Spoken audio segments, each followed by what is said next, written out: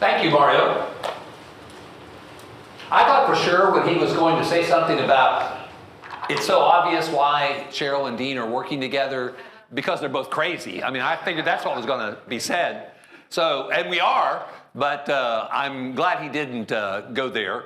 I knew he was going to go the Ohio State route.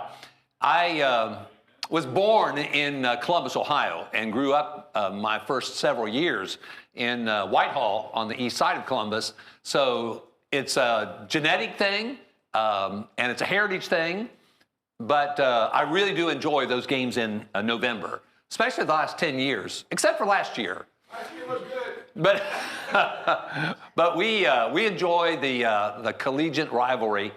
Hey, Proverbs 17:22 says that a merry heart does good like medicine.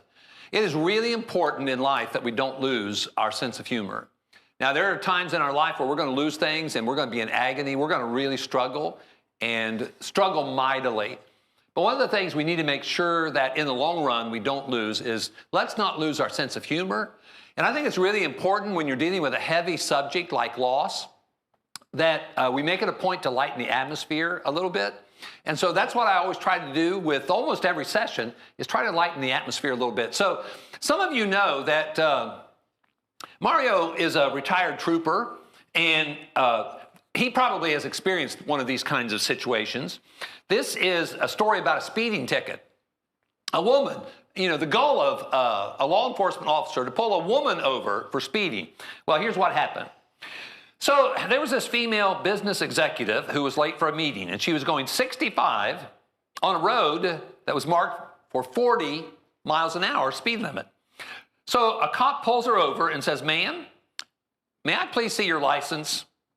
She says, "I'm sorry, officer, but I got it revoked 2 years ago for drunk driving." His brow furrows, and he straightens up, and he says, "Well, can I please see the registration for your car?" She said, "I stole the car and killed the driver. He's in the trunk." "Ma'am, don't move. I'm calling for backup." He mutters furiously into his walkie-talkie. 5 minutes later, half the squad pulls up, and the police chief walks over to the woman's window. "Ma'am, may I see your license?" he said sternly. "Of course, officer." She smiles and pulls out a license from her purse. He squints at it, and he says, "This looks all legitimate, ma'am. Can I see the registration for this car?" She pulls it out of the glove compartment and hands it to the police officer, the chief. "Ma'am, stand back." He bangs open the trunk of the car and flinches, but it was completely empty. The woman brandishes her finger at the first cop and says accusingly, "And I'll bet that liar told you that I was speeding too." Hey, by the way, I've got a note here that says, in regard, this had to be a woman said, "I don't always go the extra mile, but when I do, it's usually because I miss the exit." I think some of us could probably relate to that. Hey, on a prizeworthy note, who here was married the longest? Now, if you've been married more than once, how many years have you been married? Give me the longest amount of time that somebody in this room has been married. Who is tops? Now, I was married for 41 years. I got married when I was 19. I mean, you talk about dumb.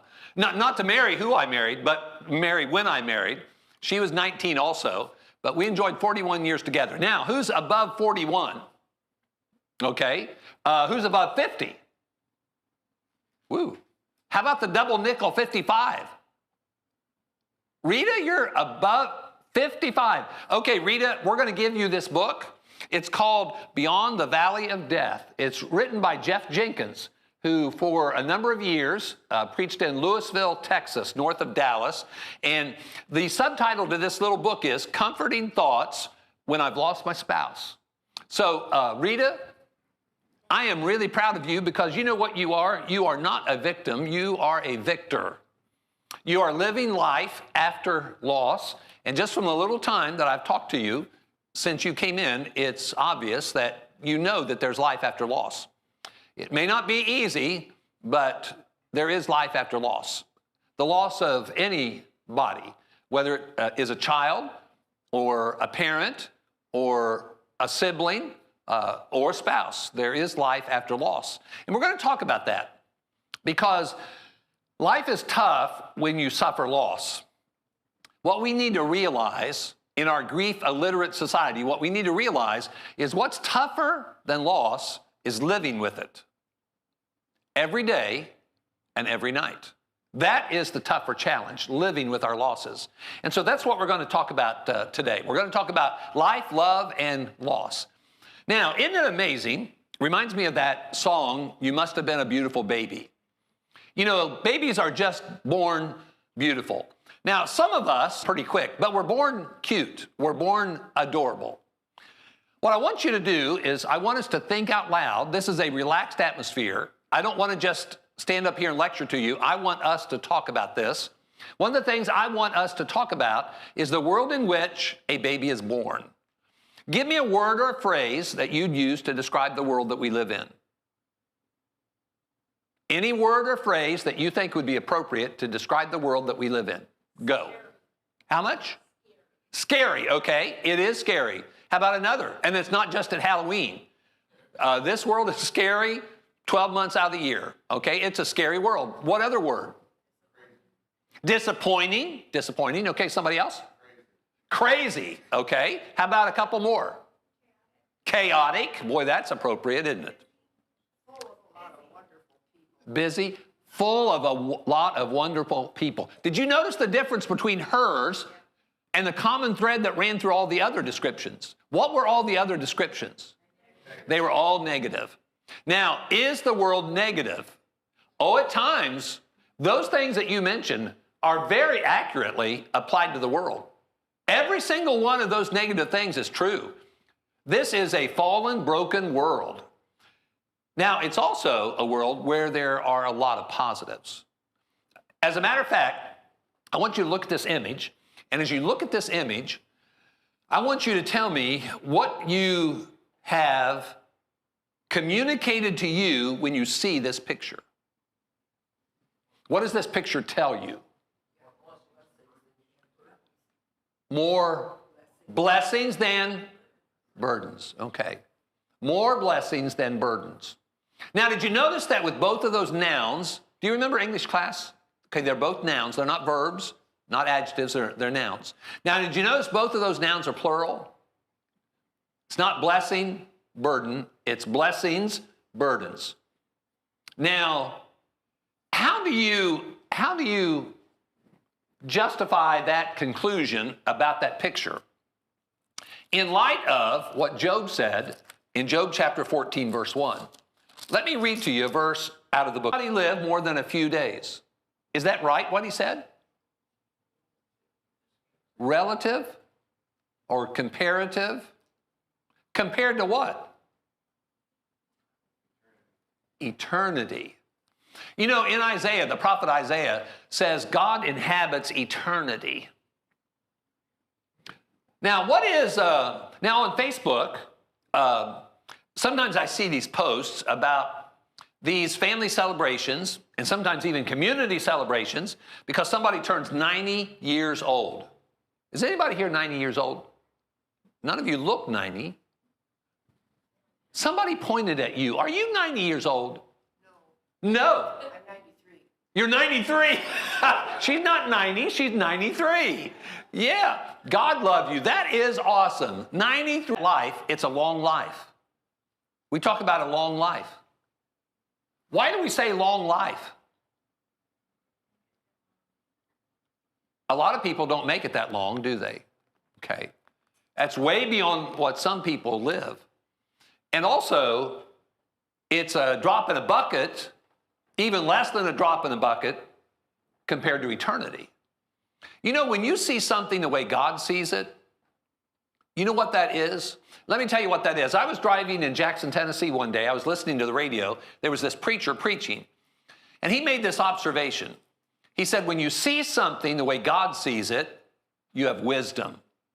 I thought, wow, that's a powerful observation because he's exactly right. When you see something the way God sees it, you have wisdom. When you see marriage and the family the way God does, you have wisdom about marriage and the family. When you see stewardship, you know, and how to deal with your blessings in life the way God sees it, you have wisdom about stewardship.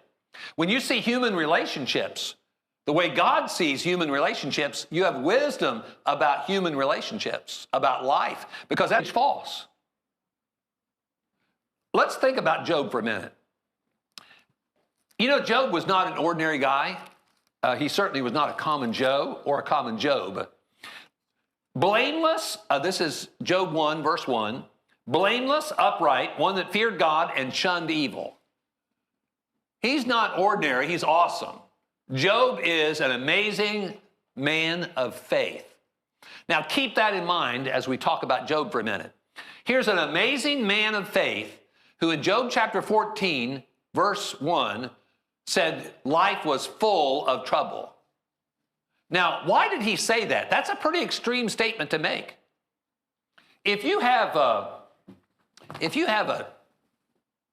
12-ounce glass and it has 12 ounces of water, how much more water can you put in it? It's full. He said his life was full of trouble. He said man's life, not just his. He said man that is born of woman is a few days and full of trouble. Is that right? How do you justify that? If that's right, then this image is wrong. Now, what we read was in the Bible, full of trouble. Why would Job make such an extreme statement? A man of God, blameless, shunned evil, offered sacrifices for his family. Which is right? What Job said in the Bible or what's on this image? Which is true? Think about that. Why did he say such an extreme thing? Full of trouble. Go ahead. I think in the moment. In the moment. We think things, you know, the world crashes down on us. He had a lot of losses. You know, he lost his cattle and his children. He's lost his cattle, his children. How many children, by the way? 10. 7 sons and 3 daughters. He lost his cattle. He lost his sons. What else did he lose? His servants. He lost his servants. What else did he lose? He lost his health. Sore boils from the crown of his head to the sole of his feet. Think about, what about the support of his wife? He lost that too, didn't he? I mean, this guy has gone through a tremendous loss. Now, in the moment, go ahead and say what you're going to say.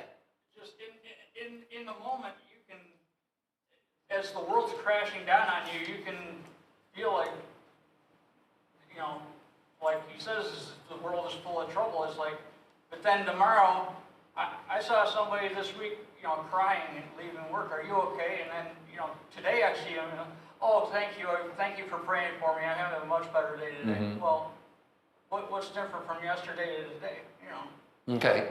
I want you to stop and think about Job for a minute. You know, we reeled off a bunch of losses. Have you ever thought about the blessings of Job? Now, I'm not talking about the blessings of Job before he experienced losses. I'm talking about the blessings that Job had in the worst times of his life. Having experienced all of those losses, what did he have as blessings? I will submit to you, his life was not full of trouble. Now, that's how he felt. That's what he said. Sometimes what we say comes out of our feeler, not out of our thinker. Now, what does he still have? Okay, he's lost the support of his wife. He's lost his health. He's lost his critters. He has had so much loss. And it's just rapid fire, it seems like. So he's a mess. I mean, he is just reeling. He is a mess here. So what did he still have, even with all that loss? Rita? There was a God in heaven. And was that God in heaven aware of what was going on in his life? Did that God in heaven care about what was going on in his life? Was that God in heaven being real careful to make sure that Satan didn't do something to him that would be so hurtful he couldn't handle it? Who was drawing the lines and forcing Satan to color in the lines? God was. You know, Satan said, hey, God, what do you expect? You know, you build a hedge around him, you pour all those blessings in. You tear down that hedge that you build around him, and you start taking stuff away from him, he'll not serve you anymore. And the Lord said, I'm not going to do it. And if you want to do it, you go ahead. But don't you dare touch him. See, God was in control. The book of Job isn't just about the problem of human suffering. It's about the sovereignty of God. God was in control over Job's life and what he experienced. And then you remember, Satan still wasn't convinced. After all of the losses he had sustained, and Satan said, God, if you'd touch him, you know, you told me I couldn't touch him. If you'd mess with him, if you'd touch him personally, he'd deny you. He'd quit believing in you. And God said, I'm not going to touch him. If you want to mess with him, you go right ahead, but don't you dare take his life. See, again, God was drawing the lines. Satan was having to color inside the lines. See, Job still had a God in heaven who loved him, who cared for him, who was providentially watching over him.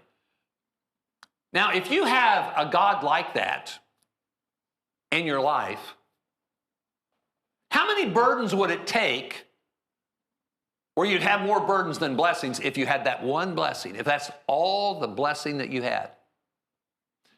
But I want you to stop and think about it. That wasn't the only blessing he had. What also did he still have? Let me ask you some questions. Could he still talk?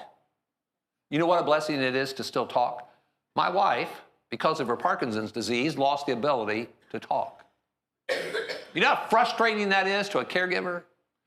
To caregive for somebody who cannot talk to you? You know, people can lose the ability to talk. By the way, have you ever thanked the Lord for the ability to talk? He could still talk. Was he able to still think?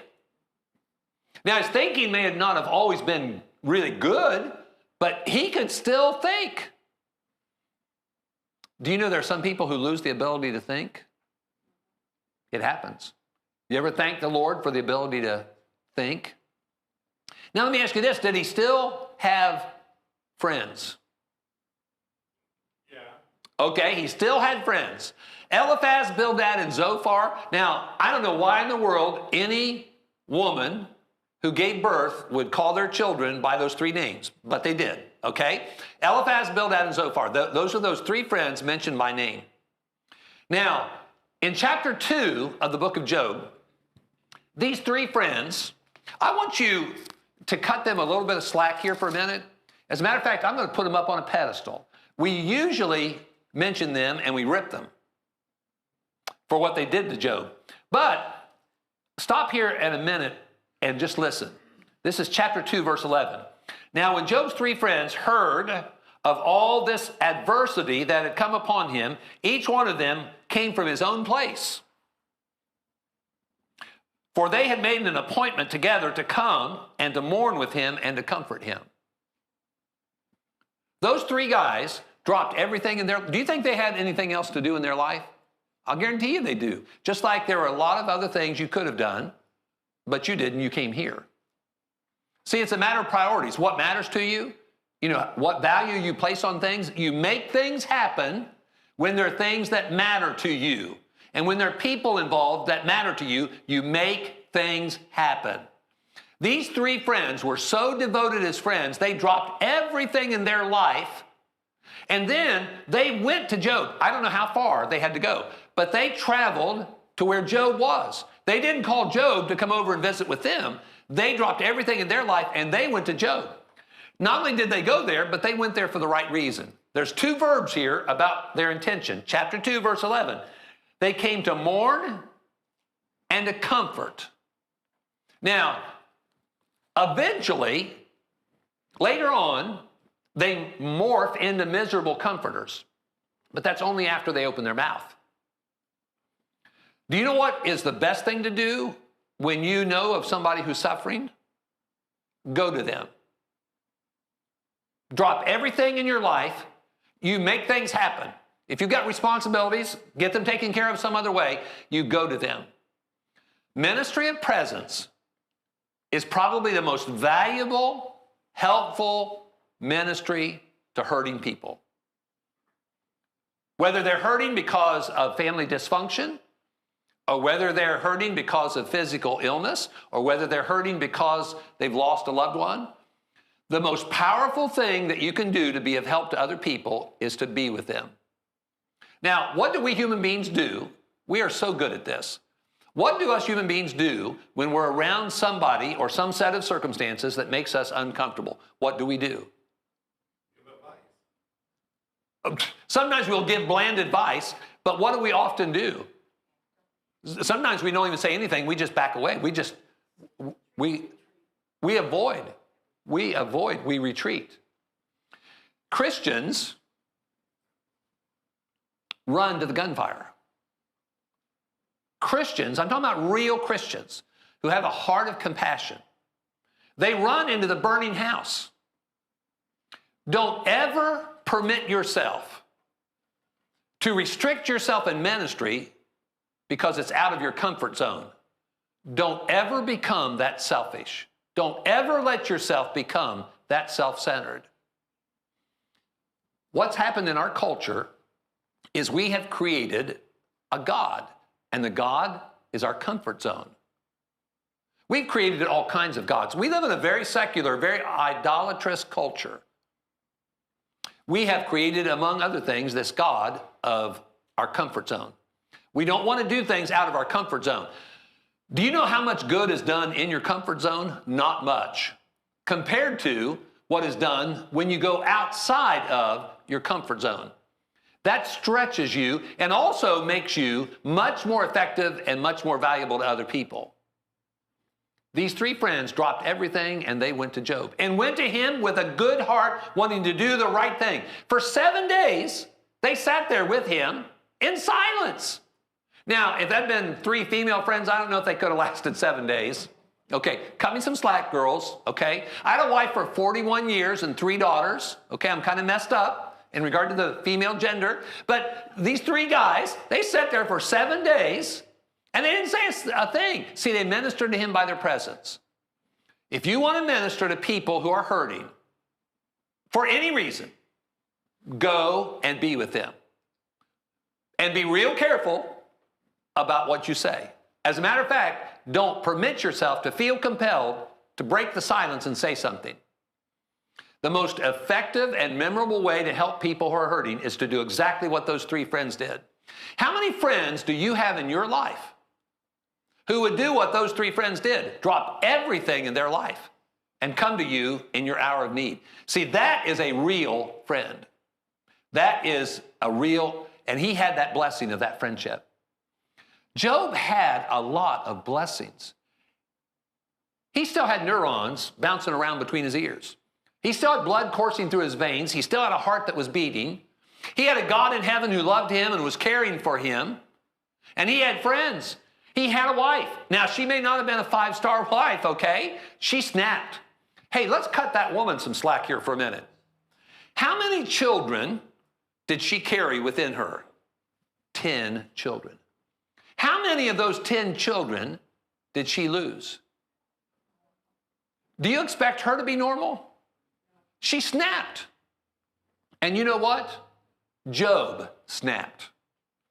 You know, we think of Job as one, twice it says in the first couple of chapters that Job did not sin nor charge God foolishly. That's true in the first 2 chapters. That is not true from chapter 3 on. In chapter 42, he confesses that he was way out of line in some of the stuff that he said. Let me show you a time where he was so affected by his loss that it's real obvious he snapped. Now, can you imagine a great man of God saying this? If you've been to a few funeral services, you've heard the first part of Job 7, verse 6. Job 7, verse 6. I want to focus on the second half of that verse. My days are swifter than a weaver's shuttle. Now, frankly, I'm not real sure how fast that is, but apparently that's pretty fast. Okay? My days are swifter than a weaver's shuttle and are spent without hope. The God of hope loved him. The God of hope was watching over him and providentially caring for him. And yet he said he was living without hope. He was messed up in the brain. In his brain, he was messed up. He wasn't thinking straight. He was not without hope, but that's how he felt in the moment. In the moment, he was such a mess, he couldn't see the blessings. Our burdens can blind us to our blessings, to the point where all we can think about and all we dwell on is our burdens. It can happen to any of us. Our brain can be messed up when we experience loss. Somebody in Southern California, when we were out in Apple Valley, California, I met this lady, Cindy Bostic, who lost her husband. When she read the manuscript to my third book, and I asked her for some feedback on it, she introduced me to this book. It's called The Grieving Brain. I want to read to you a section out of this book. This is a neurologist, a neuroscientist, and a psychologist. And here's what she says.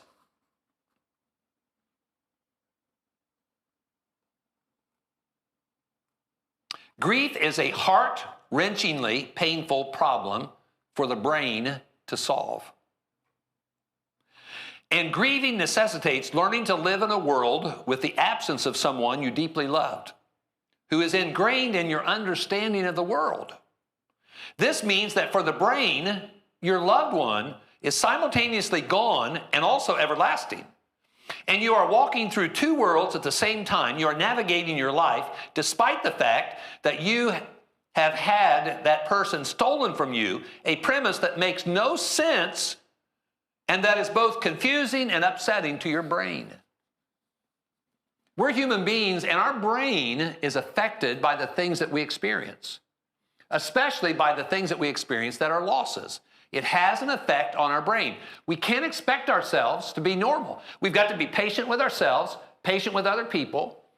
We're going to say things that we've never said before. We're going to think things and feel things that we never had before. And bottom line is, we're going to be messed up. Even if we're great people of faith, I think Job's proof of that. He was a great man of faith, but he was so messed up by what he was experiencing in his life. We shouldn't expect ourselves to just drift beautifully as we experience losses in our life. I want you to stop and think about what happens in our life and how we become attached to things. We become attached to things sometimes we didn't expect to get attached to, like poor Flick and Ralphie. And remember the scene out of the movie, The Christmas Story? Cleveland, Ohio, by the way, not Detroit, Michigan, Cleveland, Ohio. You can go to the house where this movie was made. It's like a museum. Very cool thing, very cool movie. So Ralphie and his buddies coach Flick to stick his tongue on that frozen pole. And then what happens after all the kids go back to school, you know, in the schoolroom? Eventually what happens is the fire department comes, the police comes, and this kid, do you think he actually expected his tongue to get attached to the pole? No. Now, do you always expect to get attached to what you become attached to? Now, can you stop and think about some things in your life that you might become attached to unintentionally, gradually? When you get a four-legged critter, what is it called initially? It's a pet.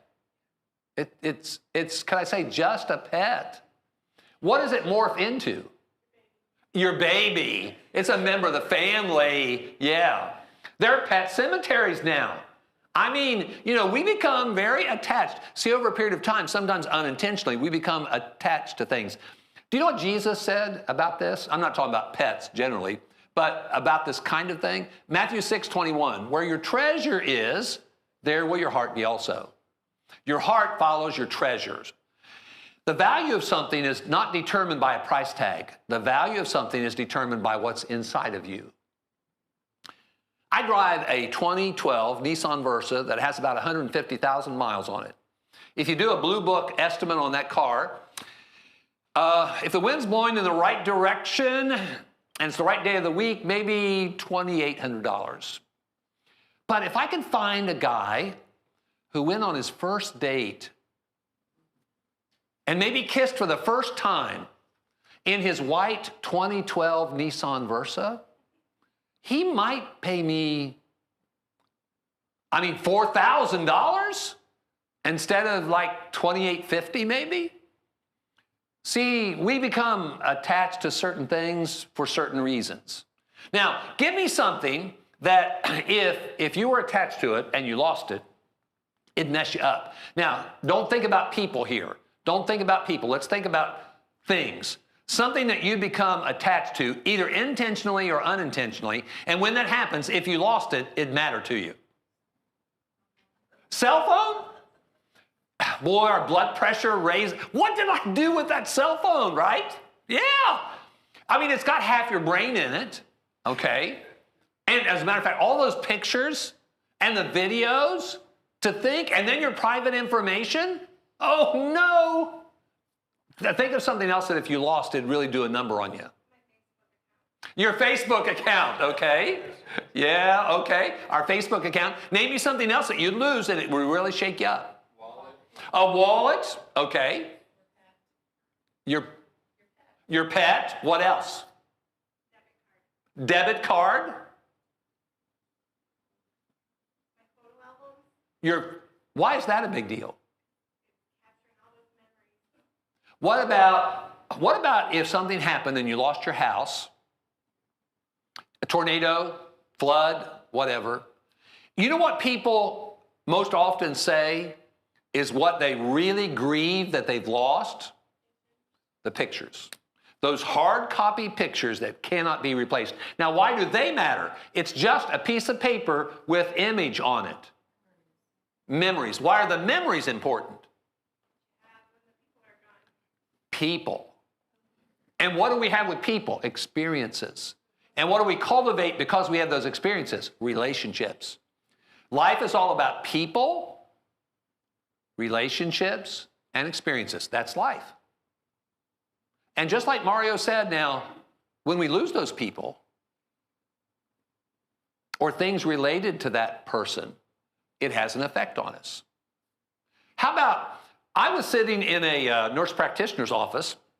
He happened to be a member of the church, and I knew he was a member of the Lord's church. And so this one time when he came in, I decided I was going to address him first in a certain way because we had known one another for a while. And his name was Brett. And so he comes in. I said, Brett, when do people appreciate their health? What do you think he said right off? When they lose it. When they lose it. How about when you get told that you have cancer? You've lost your health. If you are told that you have ALS, or maybe you are told that you have Parkinson's disease, like my wife had for 8.5 years. Now, stop and think about friends. You know, friends can be kind of risky. Sometimes we lose our friends because they betray us. Sometimes our friends neglect us. Sometimes our friends desert us. And we grieve about that. Why do we grieve about that lost friendship? Because that lost friendship meant something to us. What about the person who's married and they said, I do, but then the other one at some point in time said, I don't want to. And they experience a divorce. Do you think people grieve because of a divorce? That is as significant a loss. It needs to be recognized as significantly as the loss of any person in your life. Don't ever let yourself slip into thinking that that is just a transitional experience in a person's life that's common or ordinary, because it is not, nor should it be. Whenever they do these surveys of things that really mess us up, when academic people do these studies and surveys about what affects our lives, stressors, and they usually have 100 of them. They have ways of rating and surveying this kind of thing. The top 2 stressors in life are always the same thing in every survey I've ever seen. The number 1 is loss of spouse. The number 2 is divorce. Divorce is an ugly, stressful, and we could even say violent experience. I'm convinced the reason why in Malachi, the prophet tells us, in quoting God, that God hates divorce is because if the two become one, with divorce, what's happening is there's a ripping apart of what was one. If you had your arm ripped off, would that be a pretty violent, painful experience? And by the way, there's another loss. You know, if you get your arm caught in a machine at work and you lose a part of your arm, do you think you're going to grieve that loss? Well, sure you are. Why? Because that was valuable to you. That was important to you. If you're a diabetic and you lose a leg, do you think that's going to matter to you? Well, of course it is. It's a part of your body. So you're going to grieve about that. Now you think about a young lady who's on the college campus. And imagine in a violent act, she loses her virginity because she's raped. Do you think she's going to grieve about that? You see, what I'm trying to do is get us to understand that in life there are all kinds of losses that we're going to experience. You know what can happen even in the work world? What happened to Clyde? Clyde was a high-ranking accountant with the Firestone Tire and Rubber Company in Akron, Ohio. Used to be called the rubber capital of the world. Well, he worked for 39 years as a high-level accountant. They came in one day and said, Clyde, we're moving your job to Nashville. Bridgestone, the Japanese, had bought Firestone. They decided to move the headquarters down to Nashville. So they come in to Clyde and say, Clyde, we're moving your job down to Nashville. He said, well, I don't want to go to Nashville. And they said, we don't want you to go to Nashville either. That was his unceremonial release after 39 years in a job that had become a part of his identity. He was hurt. Sometimes the loss of a job can cause us to grieve. The point I'm trying to make is there are a lot of things in life that are going to cause us to grieve. We need to understand what grief is. We live in a grief illiterate society, and it's because of that we have undue, inappropriate expectations of ourselves. Like we should just handle this. I get kind of nervous when I hear people say, I got this. Let me tell you about a different approach to life. Now, I know why do people say, I got this? What are they trying to do when they tell other people that? Reassure them, I'm going to be okay. Okay, and that's nice, isn't it, that people feel that way? But let me suggest to you there's another and a better attitude to have. How about this attitude? You know, when things are really rough and you're just miserable and you're really struggling because of something in your life, especially if it's a loss of something very valuable in your life, how about looking at life this way? God's got this. Maybe even communicate this to other people who are concerned about you. God's got this, and I've got God, and this is going to be okay. Now, you're not sure when it's going to be okay, but because God's got this and you've got God, you know that as long as you have the Lord in your life, this is eventually going to be okay. Now, it might be, I hope not this long, but it might be when you draw your last breath and you go home to be with Him. Hopefully, it's a much shorter period of time than that. It might be a few weeks. It might be a few months. It might be a few years. But if we have the Lord in our life, that makes all the difference in the world. And the Lord being in our life is what can help us to handle the most difficult times in life. Let me share with you the summary of a book. I'm going to save you about 200 pages of reading here. There's a book written by William Bridges. It's called Transitions, one word, Transitions, How to Make Sense of Life's Changes. Now, here is the book, and I'm going to add one slide to it. Now, watch the difference down there at the bottom, neutral zone. That's what's really important to recognize. Now, let's go back up here. This transition. Transition occurs when we experience changes. Some changes in our life are chosen. Hopefully, we choose when and how to retire. Sometimes we get retired. Sometimes we choose to retire. Sometimes there are choices that you make. Sometimes there are choices that you're forced to experience. Loss is a forced change. Now, think about it this way. You ladies will know about this. Men are clueless about this kind of stuff. Ladies, what is this? Okay, this is a gift. Okay, now I want you to imagine this gift, after you open it, is something you don't want. Okay, now, ladies, what are you going to do with it? You're going to re-gift it, okay. Now, there are other options. By the way, you don't have to tell people that you didn't buy it. There's some things you do not have to release, okay? So you can re-gift it. What else could you do? You could return it to the store, especially if there was a gift receipt. Yes. What else could you do with it? You could donate it. That's very loving, that you donate something that you don't want. But at least you get rid of it that way. How about, let's stick it in the closet, because if you stick it in the closet, will you ever see it? You might not see it until the day you sell your house and decide to move. Oh yeah, I remember this. I didn't like it then and I don't like it now. Yeah, so life gives us a lot of gifts. But sometimes life gives us gifts we don't want. Life sometimes comes along and says, okay, here you are. It's loss. Here it is. Now, would you want to re-gift loss? Would you want somebody else to go through that? You can't take it back to the store and return it. You can't stick it in a closet and forget about it. You got to deal with it. Loss is a gift that life gives you that you don't want, but you're stuck with. And you're not just stuck with it the day of the loss. You're stuck with it the rest of your life. Now, that doesn't mean that you have to live a miserable life the rest of your life. As a matter of fact, we'll talk about that tomorrow. You shouldn't, as a matter of fact, choose to live that kind of a life. But what you can do is you can absorb that loss into your life.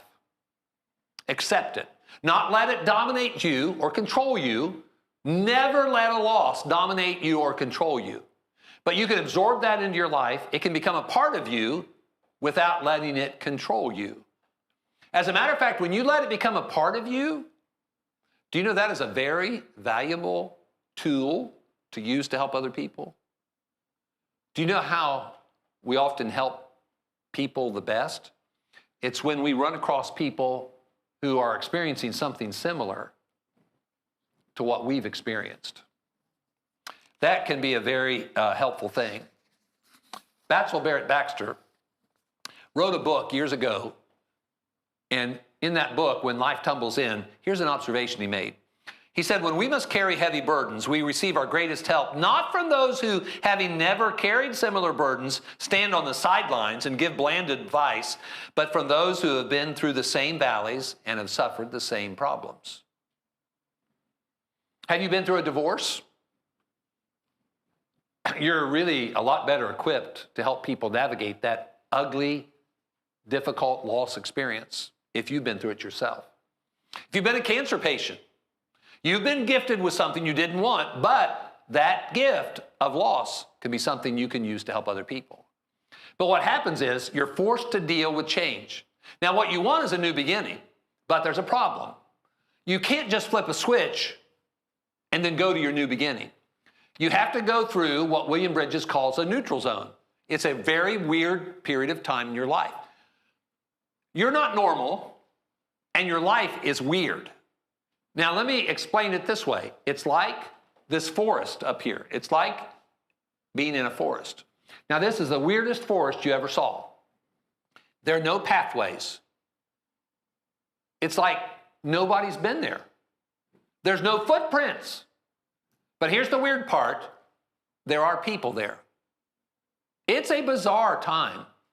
Now, the reason I say no pathway and no footprints is you have got to find a way to get through this neutral zone and begin to absorb that loss into your life. And it takes time. For some people, it takes a lot longer time than other people. But you have to absorb that into your life. Some of the people during this neutral zone period in your life are going to be a real blessing. Very helpful, very supportive. But we have to realize that you're going to have some people in your life who are not going to be helpful. There are people in your life that are going to be neglectful. There are people that are going to say and do things that are going to be hurtful. Not intentionally, unintentionally, and probably all of us have done some of those negative things. Who here hasn't neglected other people we've known for different reasons? You know, there are times that we say things and we just, sometimes after we say them, we realize what we say and then we'd like to pick it, and then stuff it back in, but you can't do that. It's out there. But during this period of time, there are going to be people who are going to be hurtful. Sometimes you might, on the internet, Google stupid things said to widows and widowers. There's a lot of them. It's kind of entertaining, really, if you make sure that you don't take a lot of your emotion with you when you read that stuff. But there are people who are going to be helpful, people who are going to be hurtful. You have to accept that fact. And you're trying to struggle. It's like going through a maze, and you're trying to get to this new beginning in your life where you want to be able to have a reset. You can't push a reset button in this case. You've got to navigate this wilderness wandering thing here to get to a new beginning, and it's going to take you a good while. And you know what you need more than anything? You need the Lord. If you're going to navigate this very weird time, this neutral zone in your life, the best thing to do is navigate it with the help of the Lord. When you're in this transition period, you're going to be exhausted. You're going to be confused. You're not going to think straight. Your brain has been affected by your loss, and you're going to really struggle. Now, who has more understanding than anybody else? Who is the greatest source of strength than anybody else? Well, the Lord is. And that's why at the end of chapter 40 in Isaiah, it says, but those who wait on the Lord, those who are continually committed to serving the Lord, what's going to happen with them? They're going to be able to have the ability to renew their strength. How? Because of the Lord being in their life. They're going to mount up with wings like eagles. They're going to be able to run and not be weary and walk and not be faint. What we need in our life when we're suffering through difficult times in our life is we need the Lord. And I love the spirit of David. David has this beautiful spirit. When my heart is overwhelmed, lead me to the rock that is higher than I. There's nothing we need more in our life when we're struggling with loss than the Lord. We need the Lord in our life. The thing to do is have him in your life before you experience the loss, to help you to go through that neutral zone and to help you find that new beginning in your life. But it is a very difficult time in life. You're not going to be normal. You're going to need help. You're not going to be yourself, and you've got to cut yourself some slack. It's like being in an ICU. What is the big deal and the difference between being in an ICU and a regular hospital room? Anybody? What's different about it? Around-the-clock care, urgency. Okay, you're being tended to a lot more carefully. Whenever you've suffered loss, you're like in an ICU. You need to realize that you're in an ICU period in your life. You need critical care. When you finally get, as you navigate that forest, that neutral zone, and you get to the point where you've absorbed it into your life, what I would challenge all of us to do is don't waste your pain. This banner over here says, don't waste your pain. It's one of the 3 Widowhood Workshop ministry mottos, don't waste your pain. In other words, use what you've experienced in your life that's been painful and use it for the glory of God by helping other people. You can get to that point. With the Lord's help, you can get to that point. Who's going to be able to help somebody with an alcohol addiction better than anybody else? Another alcoholic. That's right. And the same thing is true with somebody who has lost a child. Who's going to be able to relate to that person? You know, miscarriages are not publicly accepted as grieving experiences like they ought to be viewed to be, because they are. And again, one of the hurtful things that's said to a young lady or a young man when they've lost that child in that fashion is, honey, don't worry, you're young, you can have another child. That is a hurtful thing to say to them. That's not helpful to them. What they need is they need to grieve the loss of the child that they've lost. They don't need to be thinking about anything else but grieving that loss and focusing on that, deeply grieving that loss. But when a guy or a girl, they've experienced that kind of loss, how helpful that is to be able to go to other young couples who've experienced the same thing. It's a lot like people in the in the military who've had military experience. I could go to like 4 or 5 different states and blindfold people who've been in the military and bring them to a common location, unblindfold them, turn them loose, and I would want to video camera this because I know what's going to happen. As soon as they find out they all were in the military, they're going to click. They have that thing in common. Loss is a common bond. It's not a bond you want. You know, you choose to go in the military, unless back yonder if you were drafted. But, you know, this common bond that we have because of certain things that we've experienced in our life can be such a blessing to other people. I want to encourage all of us to be that way. Tomorrow, we're going to focus on what I'm going to show you is a great loss, with the theory that if you learn about the greater losses in life, you're going to be able to handle the lesser losses better. So we're going to focus a lot of attention on the loss of a spouse. Heart-rending experience. We're going to sing one verse of a song everybody knows, Count Your Blessings, name them one by one, first verse and chorus. Let's just go ahead and sing that by memory.